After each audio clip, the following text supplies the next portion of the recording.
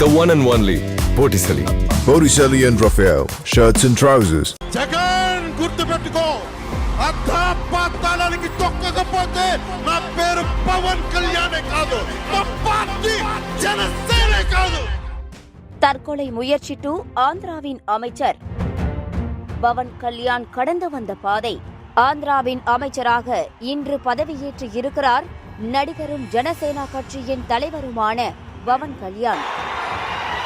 కొణిదల పవన్ కళ్యాణ్ అనే నేను ఆంధ్రప్రదేశ్ రాష్ట్ర మంత్రిగా నా కర్తవ్యాలను ప్రజలందరికీ న్యాయం చేకూరుస్తానని దైవ సాక్షిగా ప్రమాణం చేస్తున్నాను.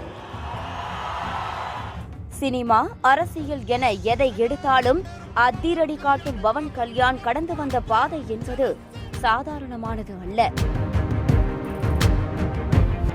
பெரிய திரை குடும்பத்தின் நிழலில் வளர்ந்தாலும் பவன் கல்யாண் கடந்து வந்த பாதையில் முற்களும் கற்களுமே அதிகம்.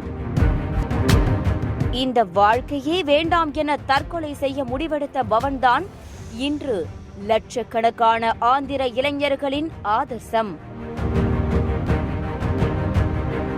சினிமாவில் பவர் ஸ்டாராக ஆந்திராவின் மினிஸ்டராக மிளிரும் பவன் கடந்து வந்த பாதை குறித்து பார்ப்போம்.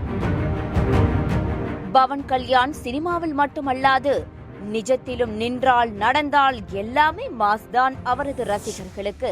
ஆனால் இதே பவன்தான் கூட்டத்தை கண்டாலே ஒதுங்கிக் கொள்ளும் கூச்ச சுபாவம் கொண்டவராக தன் டீனேஜில் இருந்தார் என்று சொன்னால் உங்களால் நம்ப முடிகிறதா? ஆனால் அதுதான் உண்மை. ஆஸ்துமாவின் கோர பிடியில் சிக்கிய பவன் பாதி நாள்கள் வாசம் செய்வது மருத்துவமனையில்தான். அப்படி நோய்மையின் பிடியில் சிக்கிக் கொண்ட பவனுக்கு பொது தேர்வு சேர்ந்து வந்து மன அழுத்தம் தர அண்ணன் சிரஞ்சீவியின் கைத்துப்பாக்கியின் மூலம் உயிரை மாய்த்துக் கொள்ளும் முடிவுக்கு வந்தார்.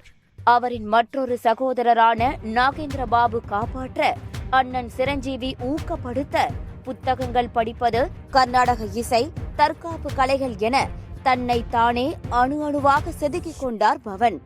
பவன் தொட்டாலே உச்சம்தான், கலெக்ஷன் எல்லாமே மிச்சம்தான்.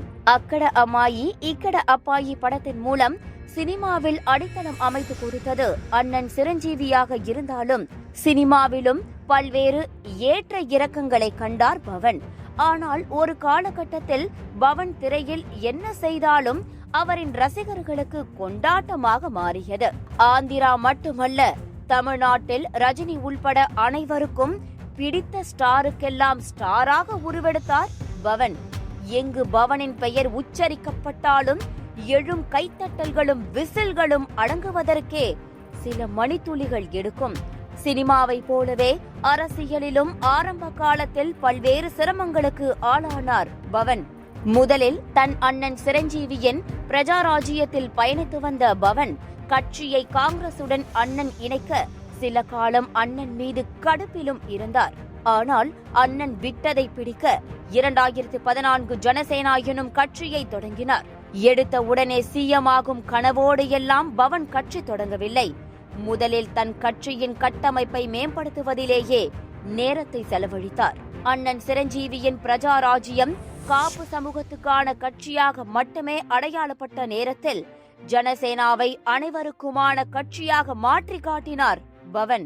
2019 தேர்தலில் சிறிய கட்சிகளுடன் கூட்டணி 177 இடத்தில் போட்டியிட்டு ஒரு இடத்தில் மட்டுமே வெற்றி பெற்றது ஜனசேனா. 2 தொகுதியில் போட்டியிட்ட பவனே தோல்வியை தழுவினார். ஆனால் இன்று போட்டியிட்ட அனைத்து தொகுதியிலும் வெற்றி வாகை சூடியிருக்கிறது ஜனசேனா கட்சி. கடந்த தேர்தலில் தோல்வியடைந்த பவன் நான் மீண்டு வருவேன், வெற்றி பெற்று இதே இடத்தில் பேசுவேன் என சவால் விட்டார். அதை தற்போது நிறைவேற்றியும் காட்டிவிட்டார். தற்போது ஆந்திராவின் அமைச்சராக பவன் பதவியேற்க மட்டுமல்ல, ஆந்திராவின் முதல்வராக சந்திரபாபு நாயுடு பதவியேற்கவும் பவன் எடுத்த முன்னெடுப்புகளே முக்கிய காரணம். சிறையில் இருந்த சந்திரபாபு நாயுடுவை சந்தித்துவிட்டு வந்த பவன் அப்போது தேசிய ஜனநாயக கூட்டணிக்கு அச்சாரம் போட்டார். அந்த அச்சாரம்தான் இன்று அந்த கூட்டணி இவ்வளவு பெரிய வெற்றியை பெறுவதற்கு ஆணிவேராக இருந்தது என்றால் அது மிக இல்லை.